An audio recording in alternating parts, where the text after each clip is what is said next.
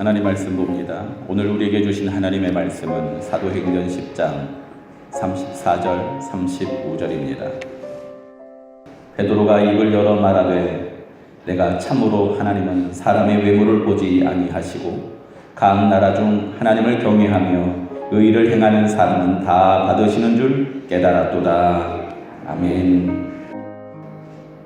바랍니다. 우리는 하나님의 가능성입니다. 누가요? 우리가 하나님의 가능성입니다. 또한 하나님이 우리 가능성입니다. 오늘 말씀의 제목은 사람의 외모를 보지 아니하시고입니다. 같이 합시다. 사람의 외모를 보지 아니하시고 뭘 안 본다고요? 외모를 안 본다고 합니다. 누가 안 봅니까? 하나님이 사람의 외모를 보지 않습니다. 하지만 사람은 잘 봅니다. 성품이 좋은 여자와 직장이 좋은 여자가 있습니다. 어떤 여자를 남자들이 좋아하는 줄 아세요? 이쁜 여자. 사람은 외모를 많이 봅니다. 성령 충만한 교인이 많은 교회이니까 어떤 게 먼저 보이겠습니까? 사람 눈에 보이는 건 교인이 많이 모이는 교회이니까. 제가 목회를 하면서 꼭 하지 않으려고 노력하는 게 있습니다. 그게 뭐냐면 오늘 성도들이 몇 명 왔는가 라고 세는 겁니다. 왜냐하면 숫자가 제 머릿속에 박히기 시작하면요, 이 숫자에 따라서 제 마음이 기쁘기도 하고 그리고 의기소침하기도 합니다. 보이는 게 약한 겁니다. 그래서 저는 숫자를 세지 않고 오늘 어떤 분이 오셨는지, 이강영 집사님 오셨네요, 오늘 누가 오셨네요 라고 어떤 분이 오셨는지 혹은 어떤 분이 계시지 않는지 그걸 확인하지 될 수 있으면 숫자를 세지 않습니다. 이걸 저의 목회의 철칙으로 생각하고 있습니다. 왜냐하면 제가 보이는 것에 약하기 때문입니다. 이 교회가 외형이 변하면서 사람들이 참 교회가 예뻐지고 그리고 지금까지 묵혀있던 것들이 좀 정리되는 것 같아서 교회가 잘 되고 있다고 얘기할 때 저는 항상 얘기했습니다. 변화는 하나님이 하십니다.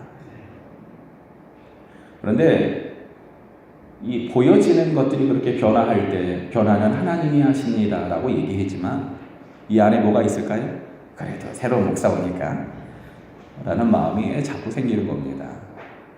근데 대신방을 일주일 좀 넘게 진행하면서 함께하는 성도들을 보면서 교회의 변화는 목사가 하는 게 아니구나 라는 생각을 해봤습니다.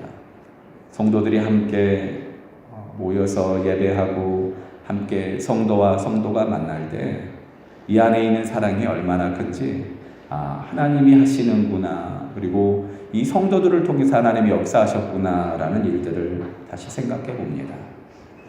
우리 교회의 변화는요, 사실 전혀 어울리지 않는 저를 이 교회에 청빙할 때부터 시작됐습니다. 제가 왜 여기 있죠? 저는 아직도 잘 모릅니다. 한 20년, 30년 후에는 그때 알겠죠. 그래서 있었구나. 이 교회의 변화는 젊은 목사로, 잘 알지도 못한 목사를 기도하며 이분으로 모시고 싶습니다 결정하는 순간 시작됐습니다. 좌충우돌 잘 모르는 목사가 이거 하시죠 그러는데 그거 안 됩니다 하는 소리를 듣지를 못했습니다. 30년 동안 예배하던 방법을 우리는 지난 1년, 2년 동안 다 바꿨습니다. 어느덧 익숙해졌지만 아직도 어색하지만 우리는 그렇게 변화하고 있습니다. 목사님 수고하셨습니다 라고 말하지만 이 안에 그래 내가 와서 라고 생각하는 이 허물 많은 생각이 있는 젊은 목사가 오늘 이 본문을 보며 사람은 외모를 그렇게 보지만 하나님은 사람의 외모를 보지 아니하시고라는 이 말씀이 얼마나 새로운지 모릅니다. 더구나 오늘 이 설교를 하는 사람이 허물 많은 베드로입니다. 베드로는 성격이 제일 급한 사람이고 성품이 좋은 사람이 아닌 겁니다. 그리고 예수님 앞에서 당당히 이야기했던 것들이 많지만 얼마나 많이 넘어졌는지 모릅니다. 내가 절대로 떠나지 않겠습니다라고 말하지만 예수님이 십자가에 잡힐 때 많은 사람들이 잡으러 올 때 쏜살같이 도망갔던 제자들 중에 제일 먼저 도망간 제자가 누구였을까요? 안 봐도 우리는 압니다. 베드로가 아니었겠습니까? 내가 절대로 부인하지 않겠습니다라고 말하지만 3번이나 부인했던 그 제자가 누굽니까? 베드로 아닙니까? 예수님이 찾아와서 네가 나를 사랑하느냐 물으실 때 얼마나 낯짝 두껍게 얘기합니까? 내가 주님을 사랑합니다. 그 사람이 베드로 아닙니까? 그런데 그 베드로가 성령의 충만함으로 다시 자기 모습을 돌아보며 하나님의 사람으로 살기로 작정했지만 여전히 어디 있냐면 예루살렘에만 머물러 있습니다. 왜냐하면 거기서 예배하고 예루살렘에서 제사 드리고 하나님이 계신 곳이 예루살렘 성전이라고 생각했기 때문입니다. 그런데 하나님이 그 베드로를 옮겨주십니다. 조금씩 옮기시더니 욥바 그 항구로 옮기셔서 환상을 보게 하시고 그곳에서 환상을 통하여서 이제 이곳 가이사랴 고넬료의 집에 가서 나도 사람이라 얘기하는 그 베드로의 입술을 통해서 시작된 설교가 오늘 이 본문입니다. 하나님은 사람의 외모를 보지 아니하신다 라고 얘기합니다. 우리 그 베드로의 마음으로 34절 같이 한번 읽어봅니다. 베드로가 입을 열어 말하되 내가 참으로 하나님은 사람의 외모를 보지 아니하시고 아멘. 참으로 하나님은 사람의 외모를 보지 아니하신다. 이게 그야말로 베드로의 가장 처음 고백입니다. 사람의 외모를 봤으면 베드로가 여기 없어야 합니다. 허물이 많은 그 베드로 누가 먼저 불러주십니까? 예수님께서 불러주시지 않습니까? 나를 따라오라. 허물 많은 베드로에게 네가 나를 사랑하느냐? 내 양을 먹이라 맡겨주지 않으셨습니까? 예수님께서 외모를 취하셨다고 하면 베드로는 안 됩니다. 그런데 오늘 여기 베드로를 불러주신 겁니다. 고넬료는 로마 사람이고 최고의 권력자입니다. 사람을 3명이나 보내서 귀하게 영접할 사람이 베드로가 아닙니다. 그런데 그렇게 귀하게 베드로를 영접하며 베드로가 왔을 때 엎드려서 마치 하나님을 대하는 것처럼 대할 때 이미 고넬료의 편견을 깨고 베드로를 보지 않습니까? 베드로가 얘기합니다. 나도 사람이라. 그리고 나서 보니까 베드로가 나오는 첫 번째 설교가 뭐냐면요, 입을 열어 참으로 하나님은 사람의 외모를 보지 아니하신다라고 얘기하는 겁니다. 하나님은 나의 편견을 깨시고 하나님은 겉모습만 보지 아니하시고 그 속사람을 보신다라는 겁니다. 우리가 하는 이야기 중에 지금은 많이 뜸해졌지만 우리 민족을 향해서 무슨 민족이요? 단일 민족이라는 말을 참 많이 했습니다. 그런데 생각해보면 단일 민족인 우리나라에 가장 끔찍한 전쟁 중에 하나인 6.25 전쟁이 있지 않았습니까? 단일 민족이라고 얘기하지만 너와 내가 안 맞으니까 생각이 다르다고 가치 있는 동포를 향하여 죽이고 이렇게 끔찍한 전쟁이요 세계사에 별로 없습니다.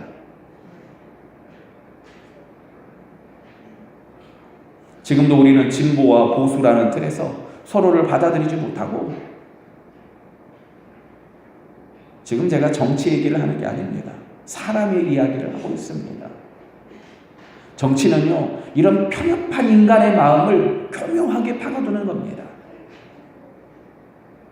지금도 목회자가 어디 가서 정치 얘기하면요 큰일 납니다. 절대 금기 중에 하나입니다. 왜냐하면 사람의 편협한 마음을 교묘하게 파고들어 누구든 말할 수 없게 하는 겁니다. 누가 그렇게 하는 겁니까? 자기 목적을 위해서 정권을 잡기 위해서 그렇게 얘기하는 거 아닙니까? 처음에는 지역과 지역이 충돌하는 것으로 얼마나 많이 갈등이 있습니까? 제가 결혼한 지 이제 그야말로 아직 신혼이잖아요. 그런데 신혼처럼 살아요. 네. 그런데 신혼인데 처음에 결혼할 때 뭐가 제일 큰 걱정인 줄 아십니까? 제 장인어른이 대구, 장모님이 부산, 저희 아버지 어머니는 전라도. 어땠을까요? 이분들은 평생을 전라도에서 벗어난 적이 없어요.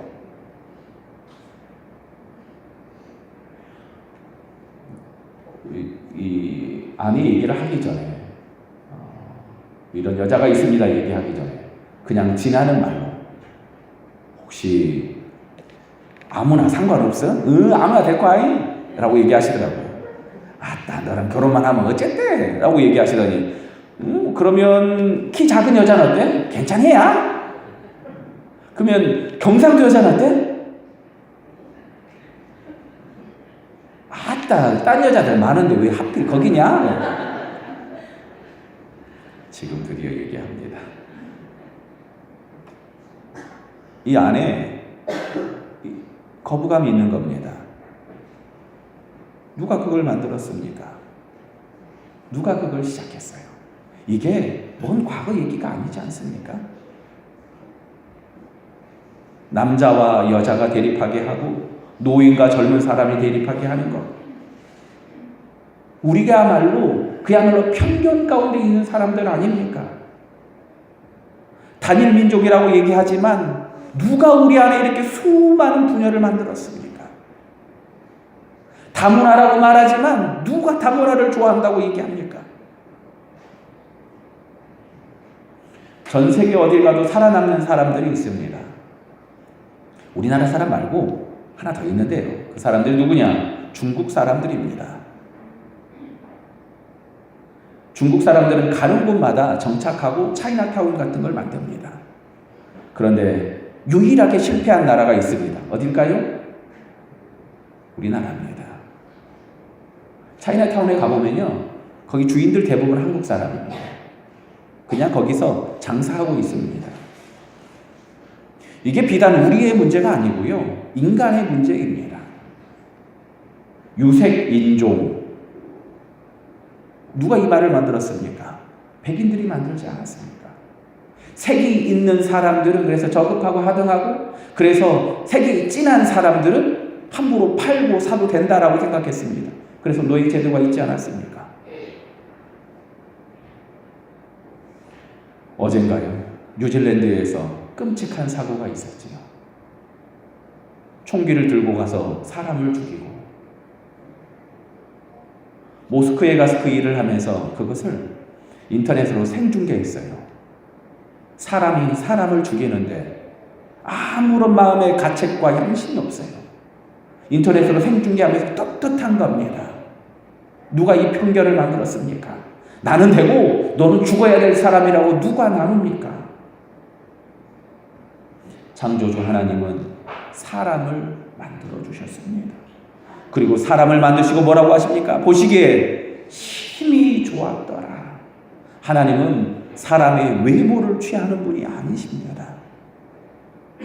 하나님은 사람을 받아주십니다. 우리의 경력도 우리의 출신도 중요하지 않습니다. 어쩌면 오늘 여기 하나님은 사람의 외모를 보지 아니하신다라는 베드로의 고백 앞에 있었던 나도 사람이라. 이 하나님 앞에서 나도 사람이라라고 말하던 베드로의 이 말로부터 시작하여서 하나님은 사람의 외모를 취하지 아니하신다라는 이야기가 연결되는 겁니다. 왜냐하면 나도 하나님 앞에 똑같은 죄인이고 너도 보니까 똑같은 죄인이네. 나를 받아주셨던 하나님이 너도 받아주실 것이다. 누구든지 받아주실 것이다 라고 얘기하고 있는 것이 오늘 여기 사람의 외모를 보지 아니하시고 라는 고백인 겁니다. 편견이 제일 많은 것이 여러분 어딘 줄 아십니까? 교회입니다. 물론 다른 데도 편견이 있겠죠. 교회가 편견이 없어야 되는데 교회가 얼마나 편견이 많습니까? 동성애자들이 교회에 들어올 수 있습니까? 없습니까? 이걸 가지고 토론하는 곳이 어디냐? 교회입니다. 왠 줄 아십니까? 여전히 우리 안에 막혀있는 담이 있기 때문입니다.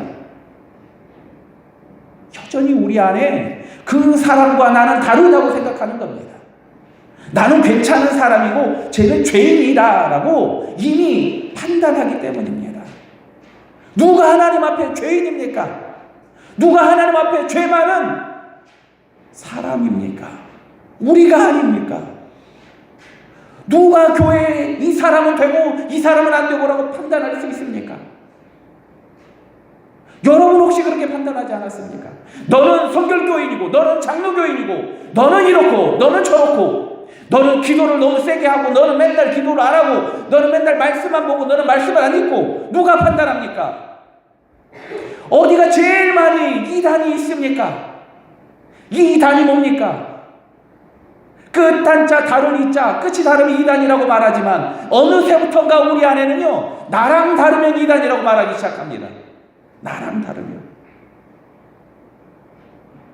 저는 이단이 이 교회 왔으면 좋겠어요. 아유 목사님 그런 얘기 하지 마세요. 사실 오면은 저도 당황스러울 거예요. 왔어요? 라고 얘기하겠죠.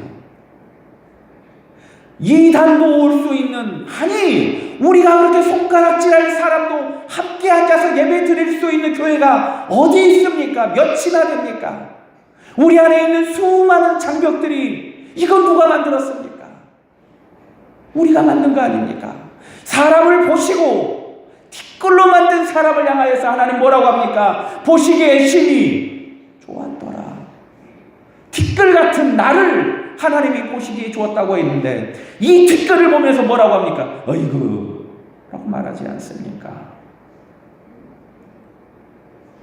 요한복음 2장 19절에 보면요 예수께서 대답하여 가라사대 너희는 이 성전을 헐라 내가 사흘 동안에 일으키리라 얘기하십니다. 너희는 이 성전을 어떻게 하라고요? 헐라라고 얘기합니다.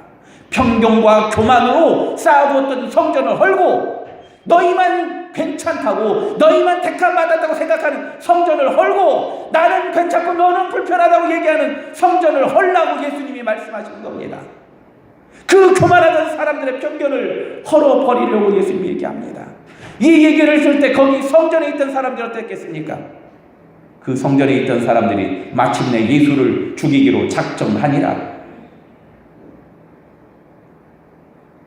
예레미야가 이 성전이 무너질 것이다 선포하고 미가가 이 성전이 무너질 것이다 선포했지만 듣지 않고 오히려 그 예언자들을 향하여서 저주하였던 사람들이 여전히 그 성전밖에 모르고 편견에 갇혀 있었던 겁니까?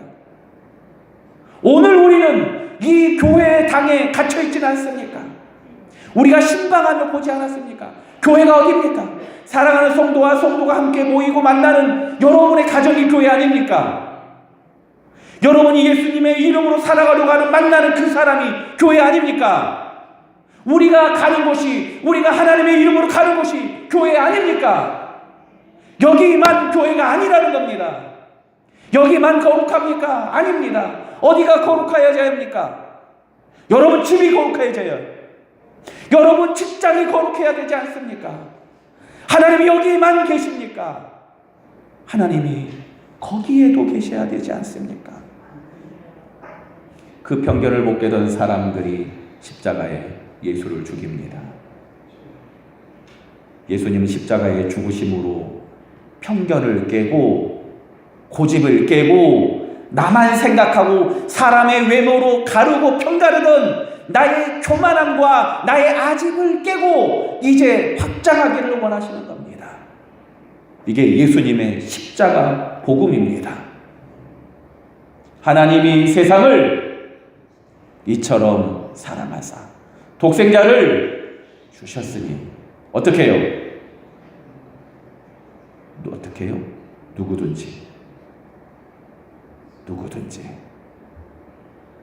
저를 믿는 자마다 멸망치 않고 영생을 얻게 하려 하심이니라. 우리 요한복음 3장 16절 같이 한번 낭송해 봅니다. 하나님이 세상을 이처럼 이는 저를 믿는 자마다 멸망치 않고 영생을 얻게 하려 하시리니라. 아멘.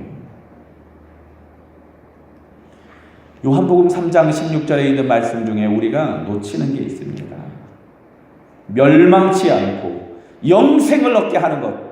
이 두 단어가요, 전부 다 현재형으로 쓰여 있습니다. 나중에 멸망하지 않고 나중에 천국 갈 것이다, 영생을 얻을 것이다 말하지 않고 멸망하지 않고 영생을 얻는 게 현재형으로 쓰여 있습니다. 언제 시작하라고요? 지금 시작하라는 겁니다.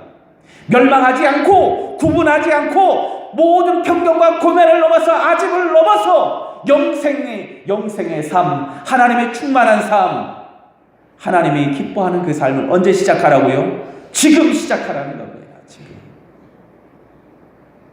누구든지 저를 믿는 자마다 영생을 얻게 하신다고 했어요. 누구든지. 누가 하나님 앞에서 평가를 해야 합니까? 사람입니다. 나도 사람이라. 사람의 외모를 보지 아니하시고 하나님 앞에서 우리는 그 사람이지 않습니까? 누구든지 부르시는 하나님 앞에 여러분 누구든지 부르고 있습니까? 여러분 누구든지 부르고 있습니까? 혹시 여러분 가운데 불러주신 사람이 있습니까? 레위기 1장 보면요, 레위기 1장 1절에 보면은 누구든지 회막으로 사람들을 불러주십니다. 성막 거룩한 곳으로 부르시는 것이 아니라 누구든지 회막으로 하나님을 만나는 통로로 불러주시고 하나님이 누구든지 오면요 그 사람들을 거룩해 하심으로 회막이 성막이 되게 하시는 겁니다. 이 교회가 누구든지 오는 교회지만 누구든지 이곳에 오면 변화되며 하나님의 사람 되는 역사가 일어나는 줄 믿으시기 바랍니다.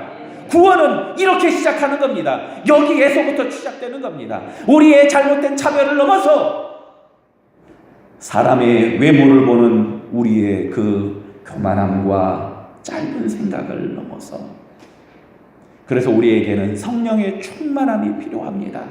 왜냐하면 우리는 잠깐만 마음을 봐도요 사람의 외모를 보지요. 우리는 잠깐만 마음을 내려놓으면요 우리의 편견으로 다른 사람을 판단합니다. 이게 우리의 모습 아닙니까? 성령의 도움 없이는, 하나님의 은혜 없이는 우리의 편견과 고집을 넘어갈 수 없고요, 사람의 외모를 보고 판단하는 거, 여기가 어떻고 저기가 보이는 것으로 얼마나 많이 판단합니까? 그래서 예수님께서는 주기도문을 우리에게 가르쳐 주시면서 얘기합니다. 아버지의 뜻이 어디에서요? 하늘에서 이루어진 것 같이 어디에서 이루어져요? 땅에서. 이 땅에서 하나님의 뜻을 이루기를 원하신다는 겁니다. 누구를 통해서 이루겠습니까? 우리를 통해서, 여러분 통해서 하나님의 뜻을 이 땅 가운데서 이루기를 원하시는 겁니다. 일용할 양식을 우리에게 주옵시고, 일용할 양식이라는 말은 또 다른 말로 번역해 보니까 내일 양식을 우리에게 주옵소서라고 하는 기도입니다. 광야에 있던 백성들이 만나와 메추라기를, 내일 주실 만나와 메추라기를 주실 것을 믿음으로 오늘 살아가는 것처럼 그 믿음으로 오늘 우리에게 편견을 넘어 살라는 겁니다. 우리의 한계를 넘어 살라는 겁니다. 왜냐하면 내일 양식을 누가 주세요? 하나님이 주시니까. 내일 만나와 메추라기는 하나님이 주실 것이기 때문에 믿음으로 언제 살아요? 오늘을 살아가라 얘기하는 겁니다. 이것이 바로 십자가의 사명이요 그리스도인의 소명입니다. 이렇게 불러주셨어요. 내 남편은 안 되고 내 아내는 안 된다고 누가 얘기합니까? 내 자식은 안 될 거라고 누가 얘기합니까? 하나님께서 우리의 편견을 넘어 오늘 이 땅 가운데 우리가 살기를 원하십니다. 하나님이 먼저 받아주시지 않았다면 어떻게 우리가 하나님께 갑니까? 사실 우리가 많이 오해하고 있는 부분 중에 하나가요 35절입니다. 각 나라 중 하나님을 경외하며 의를 행하는 사람은 다 받으시는 줄 깨달았도다. 이게 왜 많이 오해하는 줄 아십니까? 각 나라 중 하나님을 경외하며 의를 행하는 사람은 하나님이 받아주신다. 어떤 사람 받아주세요? 하나님을 경외하며 의를 행하는 사람. 안 하는 사람은 받아주지 않는다. 하나님 그래서 고넬료를 불러주셨구나 라고 우리는 착각합니다. 생각해보면 죄인된 고넬료를 누가 불렀습니까? 고넬료가 처음부터 의인이고 하나님을 알았겠습니까? 아닙니다. 처음부터 베드로가 하나님을 경외하고 완전하게 행해서 하나님의 베드로를 부르셨습니까? 아닙니다. 하나님 불러주셨고요. 죄인된 우리를 불러주시고 불러주신 그 죄인된 우리가 하나님 앞에 나갈 때 어떤 모양으로 나가야 된다고요? 하나님을 경외하며 의를 행하며 나가야 한다라고 말하고 있습니다. 나도 사람이라.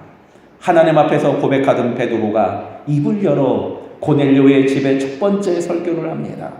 사람의 외모를 보지 않으시는 하나님. 고넬료는 로마 백부장으로 최고의 권력자, 수많은 계층들을 바라보며 이 사람 저 사람 판단하던 그 고넬료에게 하나님은 사람의 외모를 보지 않는다고 선포하시며 또한 이방인이었던 고넬료를 향하여서 위로하는 설교가 오늘 이 말씀입니다. 이 성전을 헐라 예수님이 우리에게 말씀하셨습니다. 평전에 성전을 헐고 십자가의 복음으로 교만한 우리 생각을 낮추셨던 주님이 요한복음 3장 16절로 누구든지 구원을 얻게 해주시겠다고, 그 구원을 언제 시작한다고요? 지금 시작하라고 말씀해 주십니다. 로마서 1장 16절에 보면은 내가 복음을 부끄러워하지 아니하노니 이 복음은 모든 믿는 자에게 구원을 주시는 하나님의 능력이 됩니다 말씀하십니다. 누구에게요? 모든 믿는 자에게입니다. 하나님의 구원을 모든 믿는 자에게 선포하기 위해서 십자가의 죽으심으로 하나님이 오늘 여러분을 부르시고 그리고 세상에 있는 수많은 죄인들을 불러주십니다. 사람의 외모를 보지 아니하시고 이 한 주간 살아갈 때 사람들을 만날 때 중심을 만나며 마음과 마음이 연결되는 놀라운 은혜가 여러분 가운데 있기를 주님의 이름으로 축원합니다.